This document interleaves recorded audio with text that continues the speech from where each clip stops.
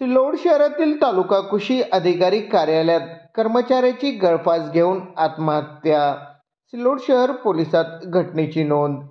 आज दिनांक 20 फेब्रुवारी दुपारी 4:30 माध्यमांना मिळालेली माहिती अशी की पत्नी विमल योगेश सोनवणे यांनी सिल्लोड शहर पोलिसात तक्रार दिली की तालुका कृषी अधिकारी ज्ञानेश्वर श्यामलाल बर्दे व कृषी सहाय्यक किशोर उत्तमराव बोराडे दोघांनी माझ्या पतीला मानसिक त्रास देऊन व सुट्टीच्या दिवशी काम दिल्याने सदरील दोघांच्या त्रासाला कंटाळून माझ्या पतीने गळफास घेऊन आत्महत्या केल्याची घटना घडली आहे, अशी तक्रार सदरील महिलेने सिल्लोड शहर पोलिसात दिली आहे.